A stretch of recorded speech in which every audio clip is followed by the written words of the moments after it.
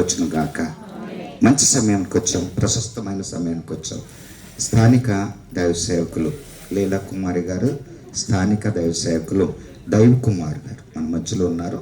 బొమ్మూరు నుండి వచ్చారు. వారు కుమారి గారిని పట్ల అలాగే వాక్యము సందేశము వారితోటి మనకు వాక్య సందేశం అందిస్తారు. ఈ సమయాన్ని వారికి ఇద్దాం, వారి ప్రేమతోటి సమయాన్ని ఆహ్వానిస్తాం, సమయాన్ని వారికి ఇస్తున్నాం. దేవునికి మహిమ కలుగును గాక. ఆమేన్. దేవునికి స్తోత్రం. హల్లెలూయా. ప్రియులారా, కూడి వచ్చిన బిడ్డలకి నా హృదయపూర్వక వందనాలు. మరి ఈ లోకాన్ని విడిచినటువంటి మా సహోదర కుటుంబానికి ప్రగాఢ సంతాపాలు. వచ్చిన బంధువులందరికీ కూడా వందనాలు చెల్లిస్తున్నాం. మరి ముఖ్యంగా చాలా సహనంగా నేను పాస్టర్ గారు, మరి ఈయనకున్నంత సహనం నాకు లేదు. అభినందిస్తున్నా. దైవ శాఖలో మాకు సహనం తక్కువే. ఇంట్లో కూడా తిట్లు అంటుంటాం, నువ్వేం పాస్టర్ అయ్యా రెచ్చిపోతుంటాం అని అంటుంటారు. నా జీవితంలో మంచి సహనం గల పాస్టర్ గారిని నేను చూశాను. దేవుని స్తోత్రం. థ్యాంక్ యూ బ్రదర్, మీ సహనానికి. రైట్, గమనించండి. ఇక బోధ చేయడానికి లేదు, ఎందుకంటే ఆహార పదార్థాలు కనబడుతుంటే ఎవడో నా మాట అవి చెప్తుంటాయి, నువ్వు త్వరగా ముగించాను. నేను ఎందుకు ఈ మాటలు చెప్తున్నానంటే, ఎక్కడైనా ప్రార్థన అంటే నేను ముందుంటాను. మా ఇంట్లో కూడా చెప్తాను, వాళ్ళు ఎప్పుడుగా వస్తారు, మా ఊరు చాలా భోజనంగా వస్తారు. అవి క్రైస్తవ లోకానికి దౌర్భాగ్యమైనటువంటి జాడ్యం. పాస్టర్లు కూడా భోజనం టైంకి వస్తారు. మరి అంత దిక్కుమాలిన ఆచారం ఏంటో నాకు తెలియదు. చెప్పుకోవడానికి సిగ్గు, క్రైస్తవులను చెప్పుకోవడానికి సిగ్గు. కానీ మేము వచ్చాడుగా పాస్ గారు ఇక్కడ ఉన్నారు, నేను వచ్చాడు పాస్ గారు ఇక్కడ ఉన్నారు, ఏదో కొద్దిమంది కూడా ఉన్నారు విశ్వాసులు. కానీ మీకు తెలియదు కదా, అసలు మనం ప్రార్థన ఇక్కడ కాదు, పాటలను అక్కడ పాడేది. మీకు ఎవరికి విషయం తెలియదు కదా, ఏం చెప్పారో కూడా మీకు తెలియదు. ఇది ఆదనుకోవడంలో జరగలా. చాలా గొప్ప గొప్ప విషయాలే విన్నాం. అన్నీ కాంట్రవర్సే. ఏమండి, టోటల్గా కాంట్రవర్స్, ఒకదానికి కూడా సంబంధం లేదు. అందుకనే ముందుగా వచ్చి వినాలి. ఇవి ఎవరో తప్పు చెప్పలే, నేను ఎవరిని క్రిటిసైజ్ చేయట్లేదు. కానీ అలా చెప్పకపోతే వాస్తవం ఏంటో ఎవరికి తెలియదు. మనం అసలు వాక్యం, మనం వాస్తవాలు ఎక్కడ వింటాం? మనం అసలు వాస్తవాలు ఏమన్నా గ్రహించే మనసు కొద్దిగా ఉంటే లీలా కుమారికి ఈ పరిస్థితి ఉండదు. ఆమె వాస్తవాన్ని తీసుకోలేదు. ఎందుకంటే మీరందరూ ఇంతమంది బాధలు చెప్పారు, మీ అందరికంటే ఎక్కువ బాధపడేవాడిని నేను. ఎందుకంటే ప్రారంభం సేవ, నేను వాళ్ళ ఫ్యాక్టరీలో ఆయన పనిచేస్తూ ఉండేవారు. వాడు ఒక పెద్ద కాలులా ఉండేది. నేను ప్రారంభ సేవ అక్కడే ప్రారంభించాను. లీలాకుమార్ ఎవరప్పుడు నాకు తెలియదు, ఒరిస్సా వారి మధ్య నేను సేవ ప్రారంభించాను. అన్నపూర్ణమ్మని వాళ్ళు నా సేవను ఆదరించారు. అక్కడ మేము ఒరిస్సా వెళ్ళి కూడా చాలాసార్లు మీటింగ్సే కండక్ట్ చేసాం. ఆ తర్వాత ఆ కుటుంబం తర్వాత పరిచయమైనటువంటి కుటుంబం ఎవరంటే లీలా కుమారి, మరి మూర్తి గారు. మూర్తి గారు చాలా టాలెంటెడ్ పర్సన్ అండి, చాలా టాలెంటెడ్, ఆషామాషి కాదు. కానీ టాలెంట్స్ దేవుని కొరకు వాడకపోతే అవన్నీ నాశనం అయిపోతాయి. గమనించుకోండి. నాకు డబ్బు ఉంది, ఆస్తి ఉంది, ఐశ్వర్యం ఉంది, పేరు ఉంది, ప్రఖ్యాతి ఉంది, జ్ఞానం ఉంది, తెలివి ఉందంటే అది నీకు ఏమీ పనిచేయదు, ఏమీ పనిచేయదు. అదంతా సున్నా అని ఈ కుటుంబం మనకి తెలియజేస్తుంది. మీరు ఎవరన్నా మరి తీసుకోండి, నేను తీసుకుంటాను. ఎందుకంటే ఆ నాన్నగారు 6 అడుగులు పైన కదా పడవు. ఏమండి, లీలాకుమార్ అలా చాలా హైట్, వాళ్ళ అమ్మ కూడా చాలా హైట్. ఈ కుంకుడు మీద వచ్చిన ప్రార్థన పెట్టినోడే వాళ్ళ ఇంటి దగ్గర. కానీ అప్పుడు పరిస్థితులకి ఇప్పటి పరిస్థితులకి అసలు సంబంధమే లేదు. కనుక దీన్ని ఎక్కడే మర్చిపోండి. ఏమైనా ఉంటే జీవితానికి అన్వయించుకోండి. ఇటువంటి జీవితాలు మనకు రాకూడదు అనేది.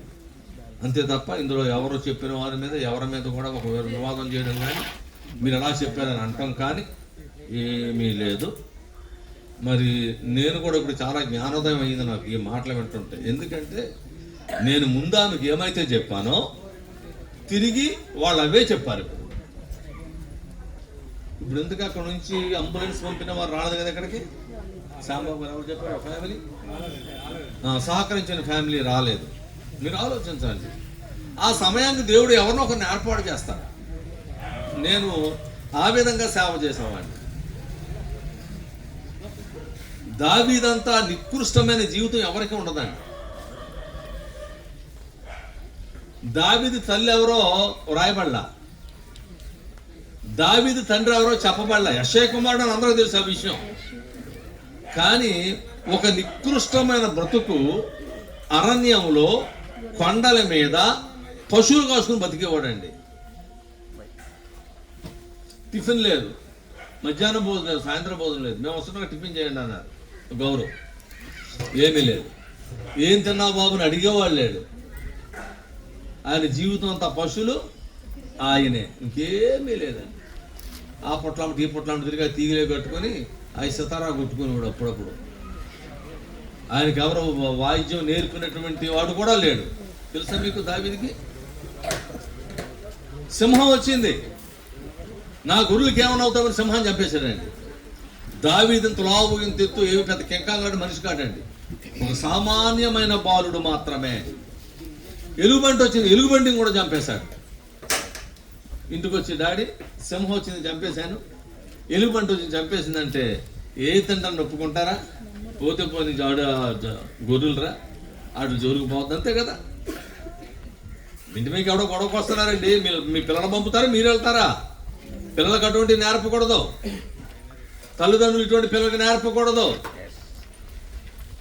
అదేదో మనమే పడతాం.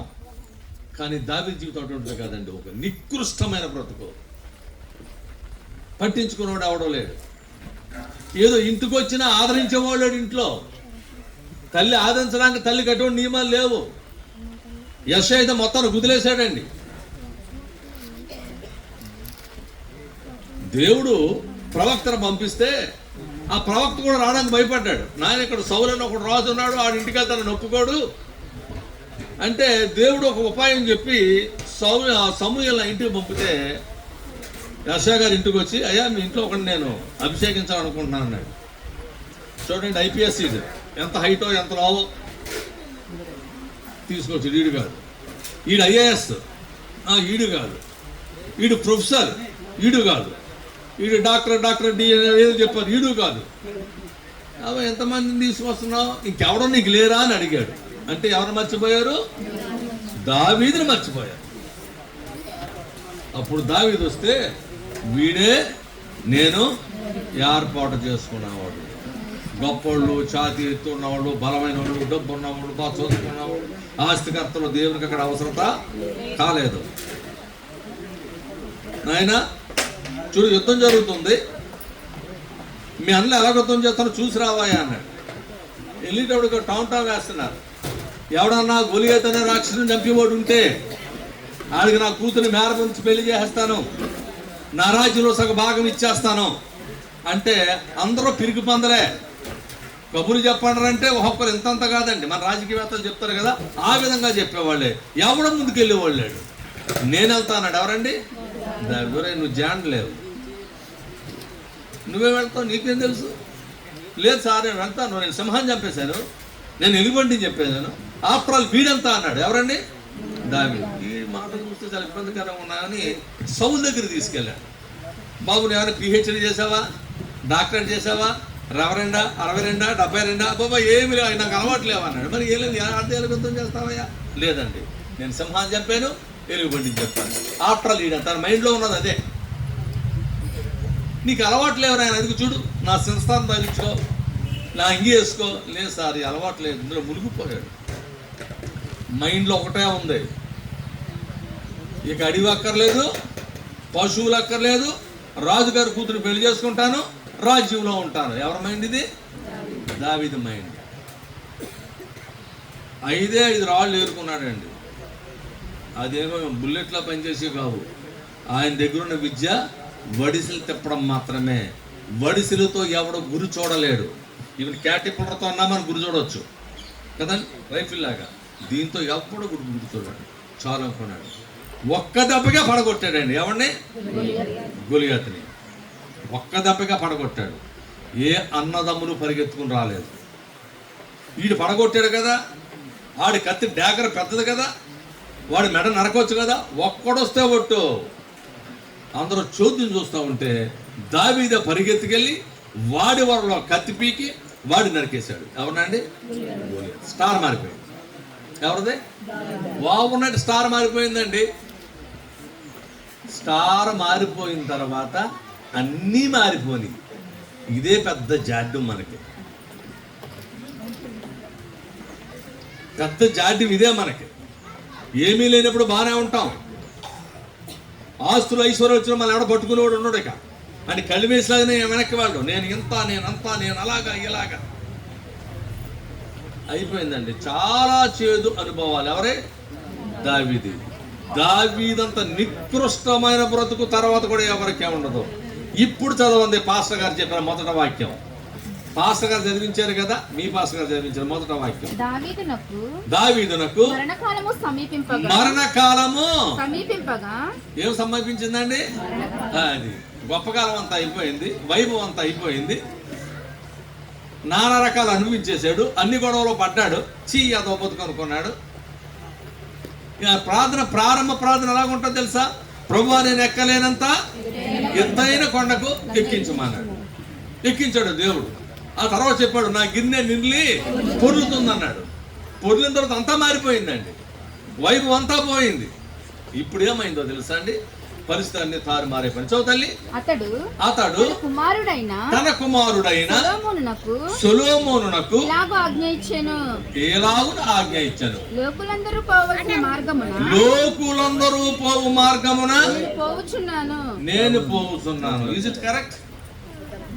ఒప్పుకుంటారా మీరు? అమ్మా నువ్వు ఒప్పుకుంటావా? నేను ఒప్పుకోను. నువ్వు ఎంత బాగు చేసావు ఇప్పుడు దాకాను. ఇప్పుడు లోక మార్గం నువ్వు పోతుంది, నీ బతుకు ఎందుకు? ఇంకెందుకు? యేసుప్రభువు ఎందుకు? మనకి దేవుడు ఎందుకు? ఈ విశ్వాసం ఎందుకు? ఈ నిరీక్షణ ఏమండి? ఎవరి మార్గాన్ని పోతున్నాడట? లోకులందరూ పోయే మార్గాన్ని మనం పోము. ఆ మార్గం వేరు, మన మార్గం వేరు. కానీ ఇప్పుడు ఇదేమనుకుంటున్నాడు? ఆఖరికి ఏమైందంటే లోకులతో తిరిగి 6 నెలలు సహవాసం చేస్తే వారు వీరవుతారు. అది వచ్చేసిందండి. అయ్యా నేనేదో అనుకున్నాను, సింహాన్ని చంపాను, ఎలుగుబండిని చంపాను, గొలియాతుని చంపాను, చాలా గొప్ప వీరుణ్ణి, దేవుడు నాతో మాట్లాడాడు. ఇప్పుడు అన్ని పోని, ఇప్పుడు నా బ్రతుకు బజారైపోయింది. అందరిలాగే నేను కూడా అంతే అర్థం, అందరిలాగే పోతున్నాను. అచ్చోమ్మా కాబట్టి నీవు ధైర్యం తెచ్చుకునే ధైర్యం లేదా? అది కూడా తరిగిపోయింది. ధైర్యము తెచ్చుకొని నిబ్బరం లేదా? లేదు. ఈయనకి నిబ్బరం లేదు, పిల్లలకి నిబ్బరం లేదు. ఇప్పుడు తల్లిదండ్రులు నిబ్బరం ఉంటే పిల్లలకి నిబ్బరం వస్తుందండి, అంతే కదా. తల్లిదండ్రులు నిబ్బరం లేదు, పిల్లలకి నిబ్బరం ఎలాగొస్తుంది? ఇప్పుడు హెచ్చరిస్తున్నాడు. అంటే వృద్ధాప్యంలో ప్రాతిపత్యం అంటాం కదా. మన భక్తి ఎప్పుడు వస్తుంది? పళ్ళు ఊడిపోయిన తర్వాత కళ్ళు కనబడినప్పుడు అప్పుడు తోత్రము తెల్లి ఇంతమంది పాడతాం. మరి వయసు ఉన్నప్పుడు రోడ్లన్నీ నీయే, పోరంబోకేశాలన్నీ నీవే. నీకు అప్పుడు గుడి కనబడదు, బడి కనబడదు, ఏమీ కనబడదు. అప్పుడు పాసశాల నికృష్గా ఆవిడ వస్తున్నాడు రా హల్లెలూయా అంటారు. మనం చాలా మంది అంటుంటారు, నేను వెళ్తుంటారు హల్లెలూయా అని అడుగుతుంటారు. వేళ కాదు, ఫోన్లు అలాగని అనిపించాడు దేవుడు నీతో. నేను అలాగనుకుంటాను, నీతో అలాగని అనిపించుకున్నాడు. లోకుల మార్గాన్ని వెళ్ళిపోతున్నాడట. నిబ్బరం కలుగుండు, ధైర్యం కలుగుండు. నీ దేవుడైన యెహోవా అప్పగించిన దానిని, ఆయనకి దేవుడైన యెహోవా ఏమీ లేడు. అప్పటికే బతుకంతా బజారైపోయింది, దిగజారిపోయింది. గొప్ప గొప్ప వైభవాలన్నీ చూసేస్తున్నాడు అయ్యగారు. కానీ ఇప్పుడు వచ్చింది భక్తి చచ్చే ముందు. చచ్చినోడు కళ్ళు చారడేస్ అంటారు తెలుసా మీకు? ఇప్పుడు మనం ఎన్ని చెప్తే ఏమోపయోగం లేదు. అంతే కదండి. ఇప్పుడు ఎన్ని గొప్పలు చెప్పుకున్నా, నువ్వెన్ని చెప్పుకున్నా మనిషిని పోగొట్టేసుకున్నావు. రకరకాలుగా చెప్పారు కదండి. నిజమే, ఈ కార్డియాక్ అరెస్ట్ అంటే చాలా ఇబ్బంది అండి. దాని సూచనలు రావు, సడన్గా ఎగిరిపోతాం. మా నాన్నగారు అలాగే ఎగిరిపోయారు. హాస్పిటల్లో తీసుకెళ్ళాం, డాక్టర్ గారు రాకముందు చనిపోయారు. మా అమ్మగారు నేను ప్రార్థన చేస్తున్నాను, ప్రార్థనకి వెళ్ళాను, కూర్చోడు చచ్చిపోయింది ఆవిడ. కార్డియాక్ అరెస్ట్ అంటారు, అది ఒక టెర్మినాలజీ, మెడికల్ టెర్మినాలజీ, ఆ టెర్మినాలజీ అలా ఉంటుంది. అయినా దేవుని యొక్క చిత్తం లేకుండా, దేవుని యొక్క విధానం లేకుండా ఎవరో చనిపోవడానికి వీల్లేదు. ఈవెన్ తల వెంట్రుకైనా ఆయన చిత్తం లేకుండా వ్రాలడానికి వీలు లేదు.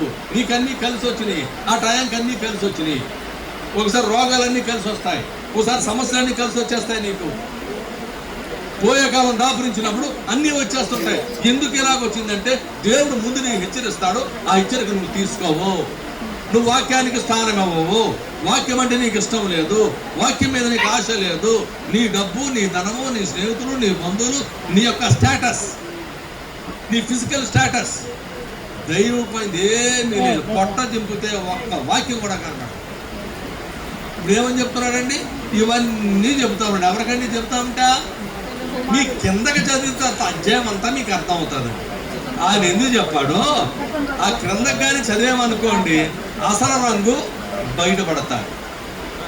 ఇప్పుడు ఒకసారి వెనక చూడండి, ముందుకు వచ్చేయండి. ఆ 1వ రాజుల గ్రంథం 1వ అధ్యాయము 5వ వచనం ఒకసారి చదవండి మీరు. హగ్గీతు కుమారుడైన అదోనియా గర్వించిన వాడే. ఎవరండి? హగ్గీతు కుమారుడైన అదోనియా అంటే ఈమె భార్యలో ఓ భార్య హగ్గీతు. ఆయన కుమారుడైన ఎవరు? అదోనియా. గర్వించిన వాడై నేనే రాజునగుదును అనుకుని. నువ్వు అనుకుంటే సరిపోద్దా? నీకు నా డబ్బులుంటే ఎమ్మెల్యే అయిపోతావా? 4 డబ్బులుంటే సర్పంచ్ అయిపోతావా? 4 ముక్కల అక్షరాలు ఉంటే నువ్వు పాస్టర్ అయిపోతావా? ఎలా కుదురుతుంది? ఇడో ఎగిరెగిరి పడుతున్నాడు. గర్వించిన వాడై రథములను, గుర్రపు రౌతులను ముందుగా పరిగెత్తుకుటకు 50 మంది మనుషులు, కాన్వాయిలు. ఈ దిక్కుమాలుడుకో కాన్వాయ్. ముందు డొక్కు స్కూటర్ వేసుకుని సేవకు వస్తాడు, తర్వాత BMW కారు వేసి తిరుగుతాడు. ఈ నరకాల పరిమాణం బయలుడు తిరిగి కూడా కొంతమంది దౌర్భాగ్యులు. ఆలోచించండి, ఎక్కడున్నాం మనం? ఇటువంటి చేయగొట్టుకున్నాం. నీ బతుకులైన మార్పు ఉందా? మందిరానికి వెళ్ళిన అలవాటు ఏమన్నా ఉందా? మారుమోస పొందిన అలవాటు ఏమన్నా ఉందా? వాక్యానికి స్థానం ఇచ్చింది ఎప్పుడైనా ఉందా? నీ బిడ్డలకు ఎప్పుడైనా వాక్యం నేర్పేవా? అసలు మీ ఇంట్లో చదివేవా బైబిల్? బైబిల్ ఏంటంటే ఒక డస్ట్బిన్లో ఉంటుంది. ఏస్టర్ కస్టమర్స్ కనాపడారని దెబ్బలు కొట్టి దుమ్ము దులిపి అప్పుడు చూస్తాం. ఆ దిక్కుమాల పాస్టర్ కూడా నీకు అయ్యే చెప్తాడు. అంతే తప్ప ఒరే ఎవరా అంటే పోతావరా, పోతే అగ్ని కొన్నవరా, అగ్ని ఆరదు పురుగు సావదని చెప్పేవారు లేరు ఇప్పుడు. నేను కొన్ని సమాన కార్యక్రమాలకు వెళ్తుంటామండి. ఆడు తాగి చేస్తాడు. ఆడు 3 పిల్లలు అక్కడ ఏడుస్తుంటారు. ఆ 3 పిల్లలకు ఎంతమంది పిల్లలు ఉంటారు? ఇప్పుడు ఏ మాత్రం మాట తేడా వచ్చినా మమ్మల్ని అంటారు అక్కడ. కనుక ఈ సహోదరుడు పరలోకంలో ఆనందిస్తున్నాడని చెప్పాలి. కానీ ఏం చెప్పాలి తెలుసా? ఈ నదితరంలో నరకంలో యాతన పడతాడని చెప్పాలి. కానీ చెప్పలేం. ఎందుకంటే ఊరుకోరు, పబ్లిక్ ఊరుకోదు. పబ్లిక్ జడవాలి, దేవుడికి కాదండి. ఇప్పుడు బోధకులు కూడా ఎవరు జడుస్తారంటే పబ్లిక్కే జడుస్తారు. అసలు దేవుడికి జడిసేవారు చాలా తక్కువ. ఇప్పుడు ఏం చేశాడట? గర్వించిన వాడే గుర్రాలు, రౌతులు, డబ్బులు ఉన్నాయి కనుక ఆ బండి, పెద్ద బండి ఇస్తే ఆ నేను గుద్దేసి ఆ నేను చంపేయచ్చు. మామూలు ఈడ పక్కన ఏకిలాగా ఉంటాడు. ఈడికి చెంచాడు మాసం ఉండదు, కానీ ఈడు పెద్ద బండి కావాలి. మా అబ్బాయి కాబట్టి ఇంత బండి మీద సిగ్గుండాలి నీకు. ఏం చేస్తున్నావు నీ పిల్లలకి? ఏం ఏర్పాటు చేస్తున్నావు నీ పిల్లలకి? ఆలోచించండి. మా పిల్లలు ఈ లెవెల్లో ఉండాలన్నది నాతో. ఎవరండి? లీలా కుమారి. ఏ లెవెల్లో ఉండాలి? ఈ లెవెల్లో ఉండాలంటే నువ్వు బిడ్డలు ఏ లెవెల్లో పెంచాలి? ఆ లెవెల్లో పెంచాలి. 3 కలిసి గుడికి వచ్చిన నా దాఖలాలు లేవు. ఆ పిల్లలంటే గుడికి వచ్చిన వచ్చేవారు అప్పుడప్పుడు వస్తే సరిపోద్దా? నువ్వు అప్పుడప్పుడు భోజనం చేస్తే సరిపోద్దా? ఆలోచించండి. ఎక్కడ దేవుని వాక్యానికి ఎక్కడ స్థానం ఇచ్చాం? ఇప్పుడు అంటున్నాడు ఆయన అంట బళ్ళు కొనిచ్చాడట, కార్లు కొనిచ్చాడట, ఎకరాల పొలాలు కొనిచ్చాడంట. ఆడికి వెనకాల బేవర్స్ గ్యాంగ్ అందరం పోగేసుకుని తిరుగుతున్నాడు. ఎవడండి? హగ్గీతు కుమారుడైన అదోనియా. చదువుతాలి. అతని తండ్రి ఇలాగున ఎందుకు చేయుచున్నావని అతని చేత ఎప్పుడునో. బాబు ఎక్కడికి వెళ్తున్నావురా? ఈ అమ్మాయి ఎవర్రా? కొత్త మన ఇంటికి వచ్చింది. దీన్ని బయట వచ్చావేట్రా? దాని బండి మీద అక్కడ దింపేవాడరా అడగాల. నాకు జాబ్ ఉందండి, ఎవరైనా కనబడితే ఎవరైనా అడుగుతాను, ఎవరింటికి వెళ్ళి ఈ పిల్ల ఎవరైనా అడుగుతాను. ఎందుకని పాస్టర్ గారు మీకు అవసరం అడుగుతుంటారు. నాకు అవసరం లేదు కానీ నా బుద్ధి మంచిది కాదు, ఏం చేయను. ఈవిడ మన పాస్టర్ గారు ఒక ఆవిడ చేసుకొచ్చారు. ఆ 100 బ్రదర్ అన్నాడు, 100 అంటారు, తర్వాత ఒక్క ఉండిపోయాను. ఈవిడ ఎవరన్నా అంటే మార్చేశాడు, మార్చేశాడు, ఎముకలు మార్చేశాడు. ఏం చేద్దాం ఇప్పుడు? ఈడే మార్చేస్తే విశ్వాసం మార్చరా, సంఘ పెద్దలు మార్చరా, సామాన్యులు మార్చరా? ఆలోచించండి. నీకు రోల్ మోడల్గా ఎక్కడున్నావు నువ్వు? మాదిరి ఎక్కడుంది నీకు? పాస్టర్ గారు నేను వచ్చాడు కూర్చొని ఉన్నారండి, నేను సంతోషించాను.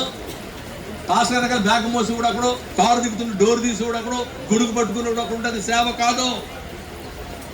ఉంటే అనుభవించు, అది నీ ఇంట్లో అనుభవించు, పబ్లిక్లో కాదు. ఇప్పుడు ఒక్క మాట కూడా కొడుకుని ఏమన్నదట, విచారించలేదు. బాబు ఎక్కడ తిరుగుతున్నావు? పోను పాస్టర్ గారు విచారించాడు, పాస్టర్ గారి మాట నువ్వు తీసుకుంటావా? ఇది మంచిది కాదమ్మా అంటే నువ్వు మాట తీసుకుంటావా? తీసుకోవే, నువ్వు తీసుకోవే. కొంప కూలిన తర్వాత అప్పుడు పాస్టర్ గారు ప్రార్థన చేయడం. నేను చేయనంటాను, ఒకసారి నేను చేయనమ్మా, నాకే బోర్డు ఇంకెక్కడ చేస్తాను, నేను చేయించుకున్న దగ్గరికి వెళ్ళి అడుగుతూ చేయించుకో. నేను చేయలేదు. ఎందుకంటే నువ్వు చెప్పినప్పుడు వినాలి, నువ్వు చెప్పినప్పుడు వినాలి. నువ్వు వినలేదు, సమస్య వచ్చింది, సమస్య పెరిగిపోయింది, జరగకూడదు జరిగిపోయింది. ఇప్పుడు ఏం చేసినా ఉపయోగం లేదు. ఇప్పుడు చెప్తున్నాడు నీతి కబుర్లు దావీదు గారు, నా కుమారులారా ఈ పని చేయుట మంచిది కాదు. ఏమండి, బలం ఉన్నప్పుడు చెబితే వింటారు పిల్లలు, నీ దగ్గర డబ్బులు ఉన్నప్పుడు చెబితే వింటారు. నువ్వు ఆస్తులన్నీ ఆడికి రాసేసి, అంత ఆడికి రాసేసి నువ్వు మూలం కూర్చుని కర్ర పట్టుకుని కర్ర లేకుండా ఉండి నువ్వు అది చెయ్యొద్దు అంటే వింటాడు. జరగకూడదంతా ఆల్మోస్ట్ జరిగిపోయింది. ఆ చదువుతల్లి ముగిస్తున్నాను నేను. అతనికి ఏం కలుగు చేయలేదమ్మా? మన పిల్లలు నొప్పి కలుగు చేయం. పిల్లడు బాధపడతాడండి, అమ్మాయి బాధపడుతుందండి. నువ్వు ఇప్పుడు నొప్పి కలుగు చేయకపోతే నీకు సరదా తీర్చేస్తాను తర్వాత. ఎక్కడున్నాడు మనం? వీడే ఏమన్నాడో తెలుసా? వాళ్ళ అమ్మ దగ్గరికి వెళ్ళి, అమ్మ దావీదుకి భార్యలు ఎక్కువ అండి, దావీదుకి భార్యలు ఎక్కువ, ఎవరితో భోజనం పెట్టేది కాదు. అందుకని ముసలి వయసులోనూ అందరూ ఆస్తుల కొరకు తనువు తెచ్చారు. తెచ్చి ఇంకో పిల్లలు డాక్టర్ అమ్మ దగ్గర పెళ్లి చేశారు.